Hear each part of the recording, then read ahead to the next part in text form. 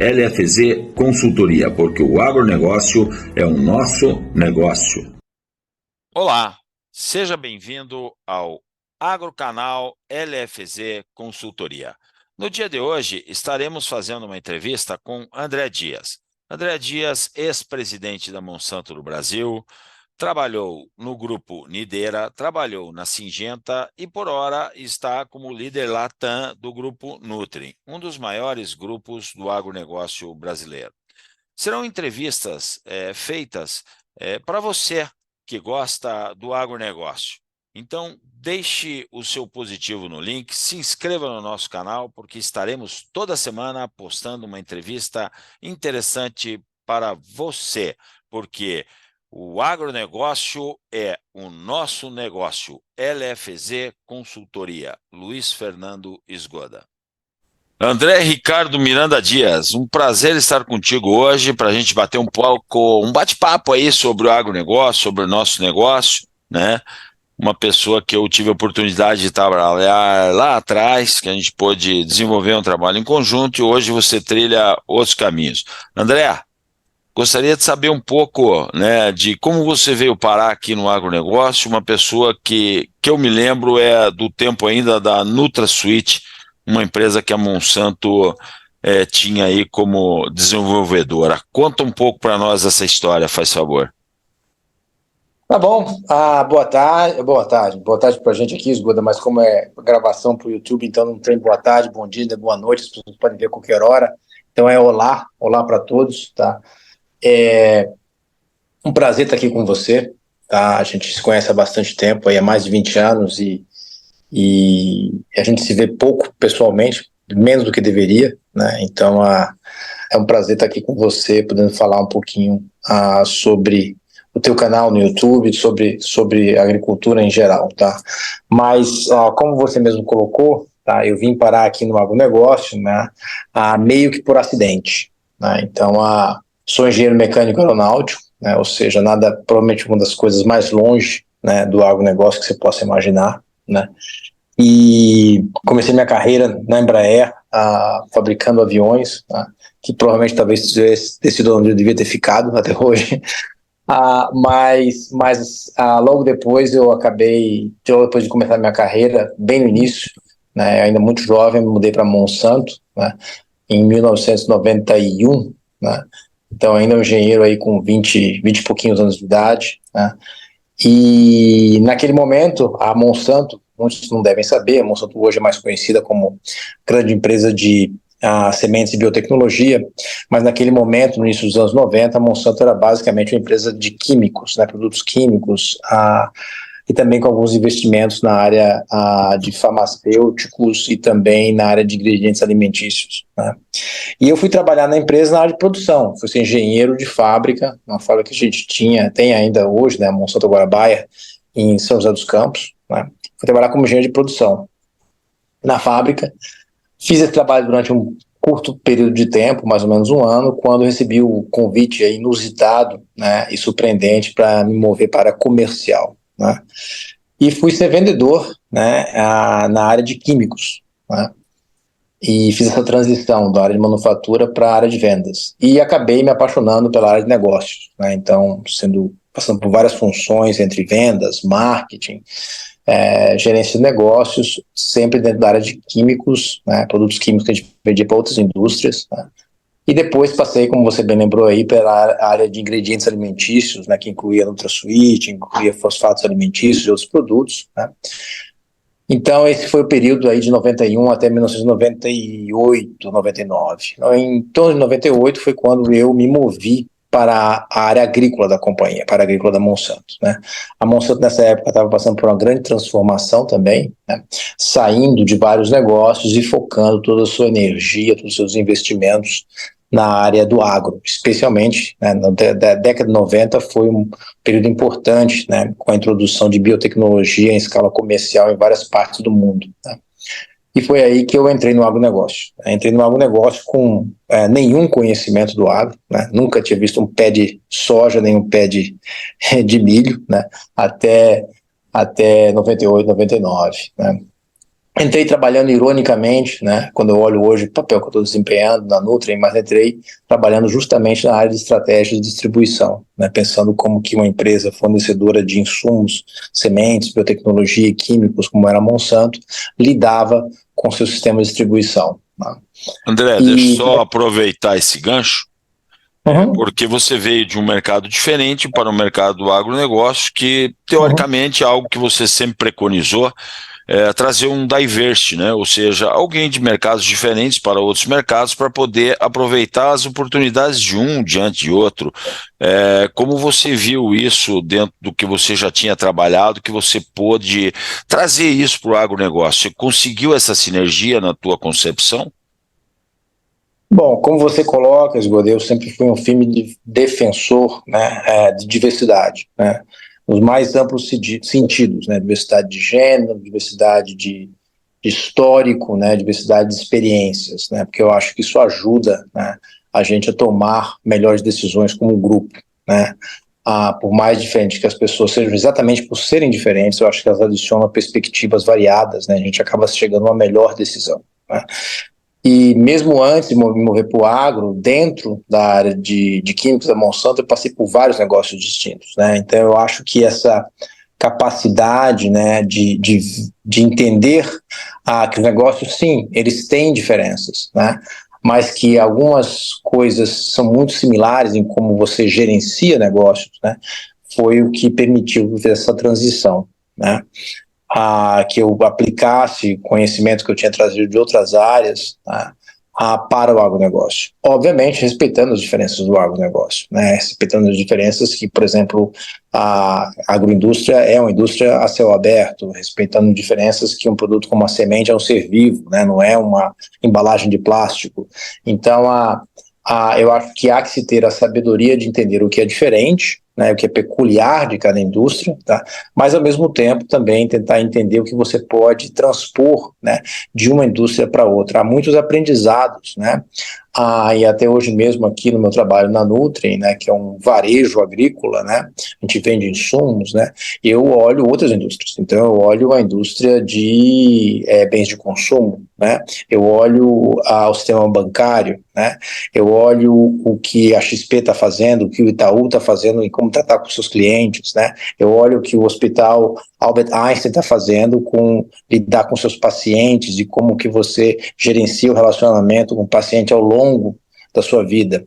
Então eu acho que sempre tem aprendizados que você pode trazer, né, de indústrias distintas, né, e acho que é isso que enriquece, né, porque um dos aprendizados que eu tive também é que as indústrias, as empresas tendem a fazer muito benchmark dentro do seu próprio campo, né, e o que faz muitas vezes que as empresas se tornem cada vez mais parecidas, né, e eu nunca vou esquecer de uma conversa que eu tive um dia, muito tempo atrás, né, depois eu volto para contar a história toda da minha carreira, mas há muito tempo atrás eu me lembro que eu estava saindo, a gente trabalhava juntos nessa época, eu estava pegando um voo, eu acho que era de Chapecó, de volta para Curitiba, né, e eu, por acaso, sentei ao lado, né, de um colega que trabalhava na Syngenta, né, e eu me lembro, né, que na nossa conversa, né, obviamente mantidas as confidencialidades que a gente tinha que manter, eu me dei conta, né, que a gente olhava para eles, eles olhavam para a gente, né, e que a gente estava rapidamente convergindo para fazer muitas coisas similares, né. E quando você tem todo mundo fazendo a mesma coisa, né, a capacidade de diferenciação, né, de oferecer algo distinto, né, se torna muito limitada, né? Então eu acho que você buscar exemplos fora da sua indústria ajuda bastante a você manter essa vantagem competitiva dentro da sua indústria, tá? Então eu realmente acredito, né, em trazer diversidade e em ter um olhar distinto, né, mesmo que você esteja numa indústria também estabelecida como a nossa, como um agronegócio, tá? Voltando lá para a história, tá? Então entrei no agro, né, em 1998, 99 nós começamos a trabalhar juntos, né, Esgoda, fui para o campo, né, ser gerente regional, depois assumi toda a gerência sul da Monsanto e eventualmente virei diretor comercial da companhia, né,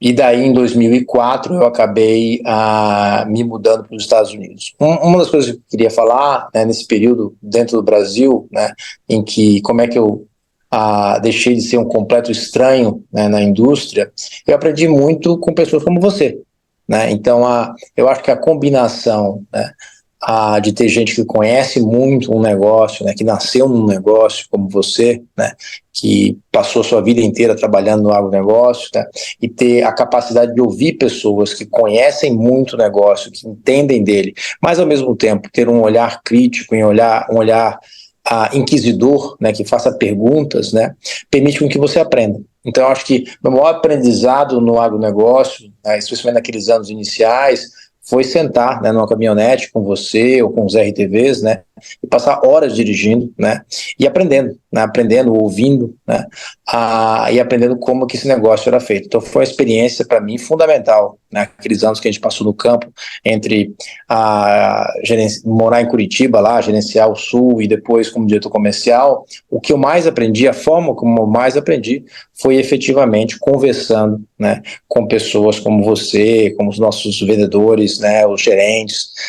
Foi aí que os agricultores, obviamente, os nossos parceiros na época, os canais de distribuição. Então, foi aí a grande fonte de aprendizado. E eu acho que essa combinação é muito importante, né? Aí fui para os Estados Unidos, passei 1 ano e meio lá na companhia, aprendendo bastante sobre todo o processo de inovação da Monsanto, né? Como se cria produtos de biotecnologia, como você traz eles para o mercado. E daí fui morar na Ásia, fui morar em Singapura, né? Fui gerenciar o Sudeste Asiático, alguns países na Ásia, foi uma experiência fenomenal, porque aí, mais uma vez, né, como é que você gerencia uma empresa agrícola trabalhando no Sudeste Asiático, com uma agricultura completamente distinta, pequenos produtores, com muitas coisas diferentes. Né? Então foi bem interessante, né, passar por essa experiência também de mudar de cultura, né? E também foi um tremendo aprendizado aí. Né? E voltei para o Brasil em 2008, né? Depois de ser presidente da companhia na Ásia, como presidente da companhia no Brasil. Né?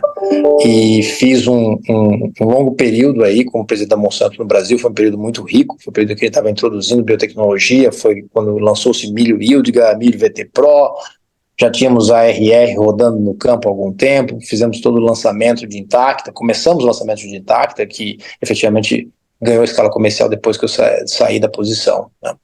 Tive mais uma posição global agora, de volta nos Estados Unidos, como líder global de manufatura e supply chain, até que eu decidi voltar para o Brasil por razões pessoais, eu queria voltar a morar aqui, e me desliguei da Monsanto após 23 anos. Né? Fiquei um período descansando, né? E depois virei a CEO da Nideira Sementes, né? Que está passando por um processo de transformação, tinha muita coisa para ser reconstruída e construída também no Brasil, né? Fizemos esse trabalho, foi muito interessante, foi muito engajador, e acabamos vendendo a empresa, né? Por uma decisão dos donos, os chineses na época, e a empresa acabou sendo adquirida pela Syngenta. Fiquei um tempo na Syngenta, né, juntando Syngenta Sementes com Nideira Sementes na América Latina, e acabei depois de um tempo decidindo sair, né, para procurar algo distinto, né. Queria uma experiência diferente da que eu já tinha tido trabalhando com sementes, tanto na Nideira, quanto na Syngenta, quanto na Monsanto, e encontrei esse desafio muito interessante que tem sido a Nutri. Né? A Nutri tem sido uma oportunidade de trabalhar ainda no agro, mas trabalhar em outro pedaço da cadeia de valor, que é o varejo de insumos agrícolas. É uma indústria em transformação, né, que é o tipo de coisa que eu gosto de fazer, que é transformar e criar algo novo. Você, André, quando fui visitar você em São Paulo, que a Nutri era você e uma secretária num escritório, não sei se você lembra disso, né? E hoje a Nutri, se não é gigante, está próximo a isso, está se tornando, né, uma gigante no mercado, né? O maior problema que você acredita ter encarado nesse processo, nesse tempo, entre estar você e uma secretária lá e você estar com o time que você se encontra hoje, com os distribuidores que você encontra hoje, qual foi o maior desafio que você acredita ter encarado nesse espaço de tempo e como solucioná-lo? Eu acho que o maior desafio, obviamente que você pode, tem várias coisas que são desafiadoras, né? Eu acho que desenhar, né, uma estratégia, ou seja, como que você vai criar valor para o seu cliente, né, ou seja, o que vai tornar, o que faz você diferente, né? Eu acho que essa é a primeira coisa, né? Então, o que você vai fazer que vai te criar uma vantagem competitiva, né? Definir, eles sempre dizem que estratégia começa por definir que jogo você vai jogar, né? Onde você vai jogar e como que você vai ganhar esse jogo, né? E eu acho que passar por esses primeiros passos é super importante, né? Ou seja, fazer o conceito, né? De qual é a sua estratégia, que são esses pedaços, onde você vai jogar, né? E como você vai ganhar esse jogo, tá? Mas depois disso, né? Eu acho que o grande desafio é a construção do time, que você mesmo mencionou. Então, como é que você constrói um time, né, que possa executar e entregar essa estratégia? Então, atrair as pessoas, né, e fazer com que elas trabalhem bem juntas é sempre o maior desafio de gestão, né? Todos os outros, eles são consequência desses, né? Então, se você consegue ter um time forte com você, né, os outros desafios são muito mais fáceis de serem conquistados. Acho que o maior desafio, efetivamente, é a capacidade de você atrair, reter, desenvolver pessoas, ter as pessoas corretas nas posições adequadas para elas. Entendi. Você acredita que hoje teu time está pronto, André? Eu acho que time nunca está pronto, tá? Eu esperava bem essa resposta. Eu acho que time nunca está pronto, né? Eu acho que a barra sempre sobe, né? Então, eu acho que o time que você tem hoje é sempre o compromisso, né? É sempre um meio ponto entre o time que você tinha ontem, né? E o time que você vai ter amanhã, né? Então, eu acho que está sempre numa jornada, né? E time está sempre numa jornada também. E quando eu falo time está sempre numa jornada, pode ser até que seja com as mesmas pessoas, né? Mas talvez a forma como eles trabalhem ainda não esteja lá, né? Não necessariamente significa que você não tem as pessoas corretas, né? Você pode até ter as pessoas corretas, mas a forma, a dinâmica do time ainda não está lá, né? Então eu acho que você contratar um bando de gente, botar numa sala e dizer que eles são um time, é uma ilusão, né? Um time se constrói ao longo de muito tempo, né? Se constrói através de práticas de governança, mas se constrói também através de processos conhecidos de construção de time, ou seja, como é que você constrói confiança, como é que você constrói um objetivo comum, como é que você constrói a liberdade de um cobrar o outro. Então, o time sempre está em evolução, né? E às vezes sim, você tem que trocar pessoas no seu time, isso é normal, tá? Eu já fiz isso muitas vezes na minha vida e continuo a fazer até hoje, tá? Então eu acho que, e isso é uma coisa que eu sempre cobro dos meus diretos, né? Que a gente tem que garantir que a gente sempre tem as pessoas adequadas, né? Dispondo das ferramentas corretas, né? Com os recursos adequados e também com uma visão clara, né? De onde chegar. Né? Acho que todo mundo na vida busca, né? Sempre falam, são três coisas, né? É autonomia, maestria e propósito. Né? Então você busca ter autonomia para poder deixar a sua marca e criar um impacto. Todo mundo quer fazer isso, ninguém quer ser medíocre, né? Todo mundo busca fazer muito bem o seu trabalho, e para isso você precisa de ferramenta, precisa de treinamento, né? E todo mundo busca um propósito. Né? Ou seja, o que eu vou fazer, o que eu vou deixar, que legado que eu vou criar, né? Eu acho que o trabalho do líder é garantir que todo mundo que trabalha com você tem essas três coisas, né? Ter espaço para trabalhar, tenha ferramenta e tenha conhecimento e tenha um propósito claro. Então, André, nessa linha que você estava falando de ter um propósito, né? A gente imagina que na tua estratégia, vamos dizer, de 0 a 100% dentro do atingimento desse seu propósito Nutrem, no modo de ser, você estaria em que fase? Olha, Esgoda, eu acho que são duas coisas. A pergunta que você fez, ela pode ter duas interpretações distintas, né? Qual o meu propósito, André Dias, na Nutri, e qual o propósito da Nutri? São duas coisas que não necessariamente são iguais, né? Então, eu acho que a Nutri, falando primeiro disso, né? Acho que a Nutri tem um caminho muito grande ainda para perseguir no Brasil, né? A gente, como a gente anunciou publicamente, né? A gente fechou 2022, né, com as últimas aquisições, nós vamos fechar com aproximadamente 8 bilhões de reais de vendas de insumos, somente insumos, sem contar grãos, no Brasil, né? Sem contar a operação da Argentina, Chile e Uruguai, que é uma operação também muito grande, né? Mas falando só de Brasil por um momento, que é o foco aqui talvez da sua plateia, tá? Sua audiência, Esses 8 bilhões de reais, eles são uma gota no oceano que o mercado brasileiro de insumos né? O mercado brasileiro de insumos, a estimativa é que seja na faixa de uns 350 bilhões de reais, né? Então, 8 bilhões de reais em 350 bilhões de reais não é nada, né? Há muito que se percorrer ainda. Então, há muito que se fazer, né? Há muito que se ganhar, tanto através de crescimento orgânico, como, quem sabe, eventualmente, através de outras aquisições. Então, é um mercado muito grande, né? E se ganha participação através de ganho de eficiência de vendas, vendendo mais portfólio cruzado dentro dos meus agricultores. Então, tem muitos ganhos a serem feitos, oferecendo novos produtos, novos serviços. Então, eu acho que tem muito caminho a ser percorrido pela Nutri ainda, é uma história que ainda vai ser muito maior do que é hoje, né? Se a gente vai crescer mais 20 vezes como a gente cresceu nos últimos 4 anos, daqui para frente acho pouco provável que a gente cresça 20 vezes. Quando você chega desse tamanho que você está hoje, você não cresce tão rápido, né?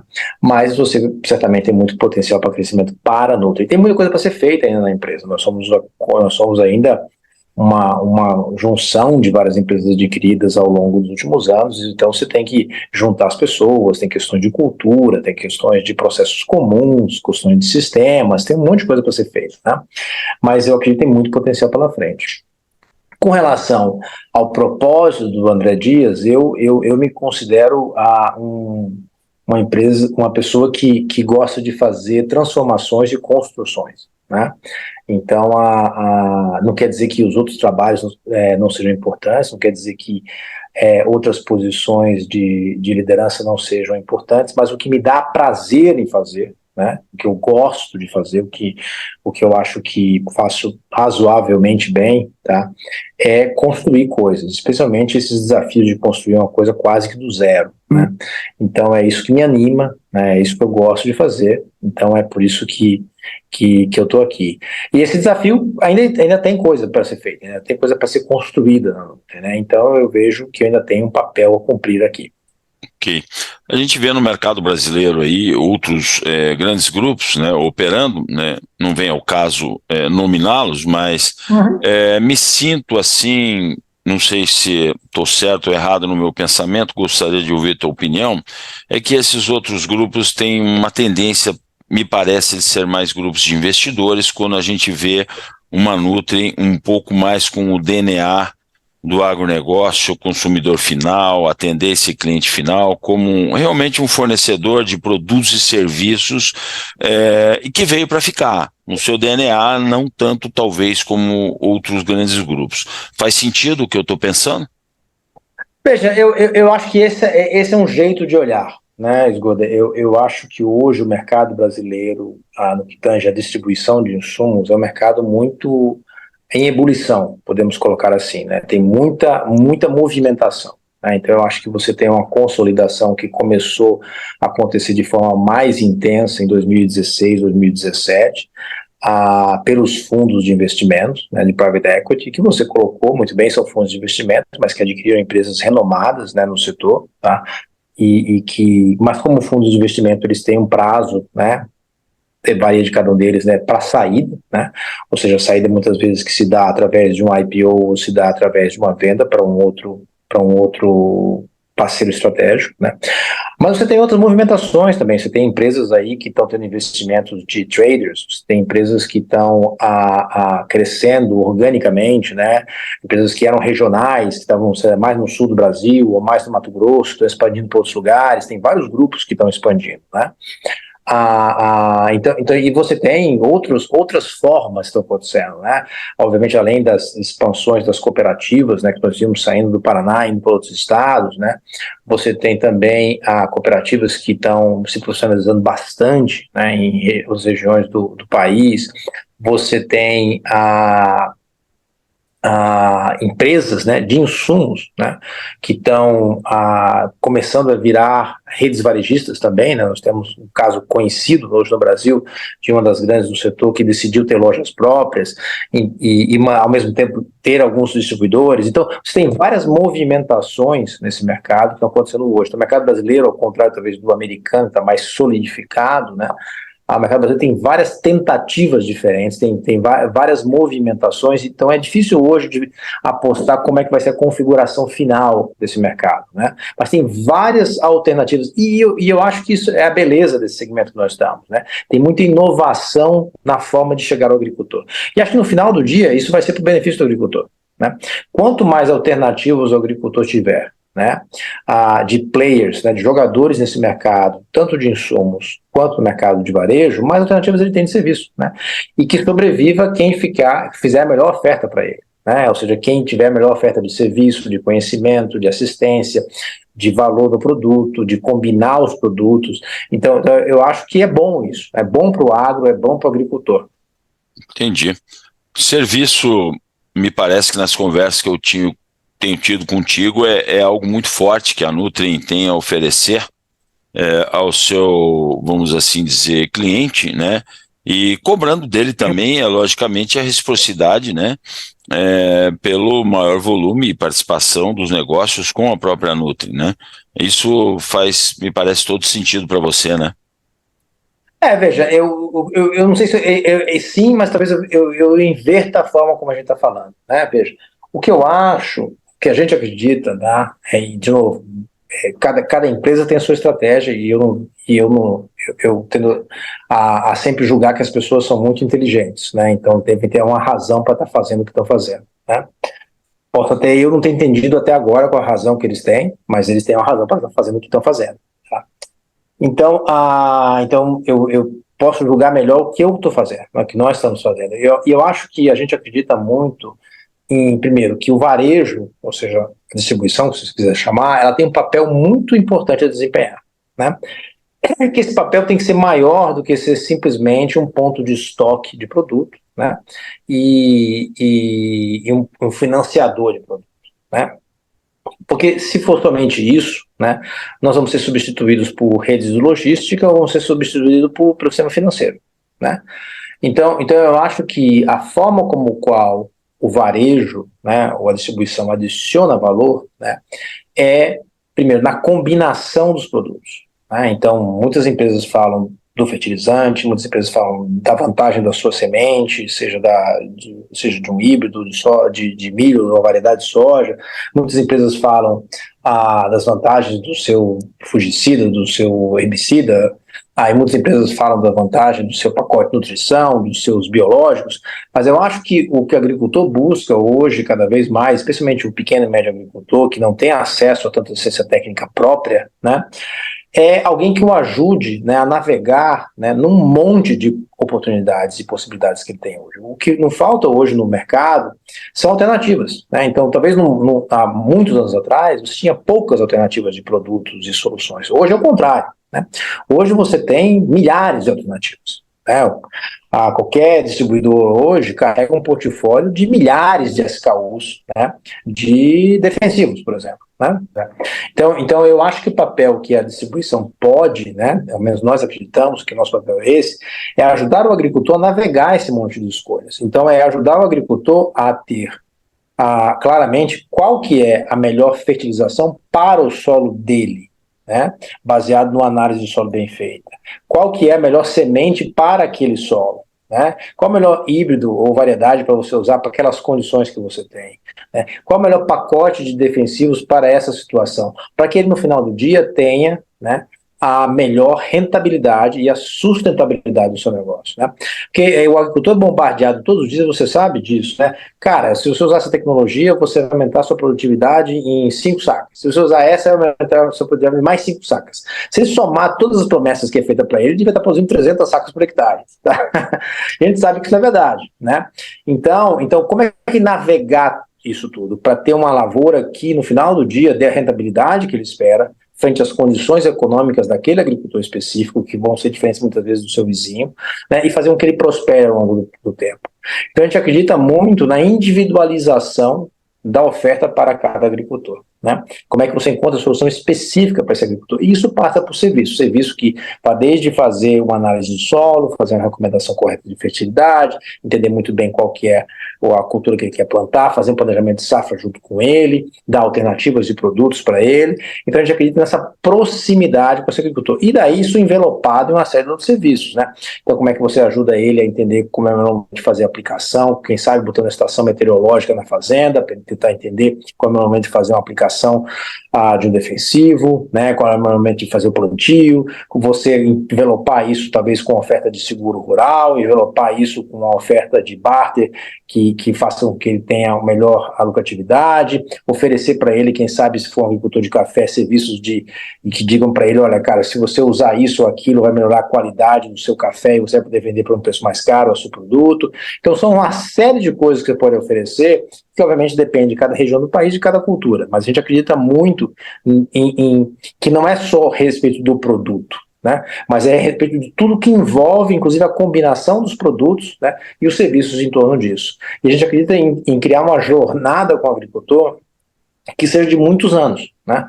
Então a gente quer que o agricultor entenda, na verdade a gente precisa provar e demonstrar para esse agricultor que ele está melhor a cada ano, né? Que ele consegue ficar melhor a cada ano, porque nós estamos fazendo um bom trabalho com ele, tá? E se ele sentir isso, que ele a cada ano, tá, nos dê uma parte maior do seu negócio com a gente, tá? Então é isso que a gente busca. Ok.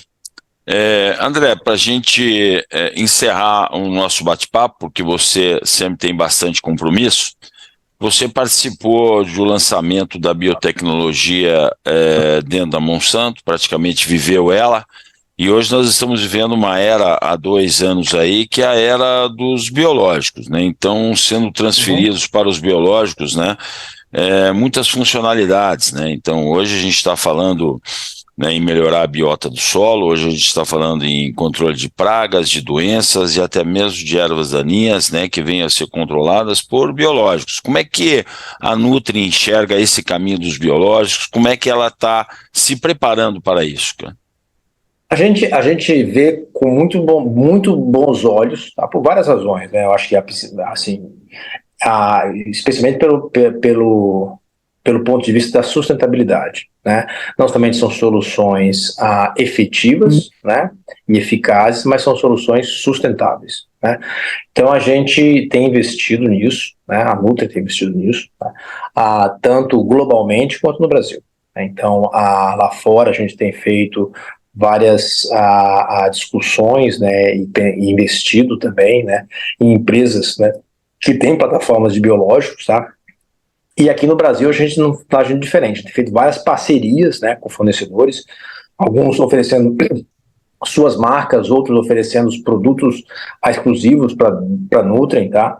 Para que a gente possa expandir nossa linha de biológicos. A gente tem usado bastante biológico no tratamento de sementes, né? A gente tem uma linha de sementes própria, sementes de soja, né?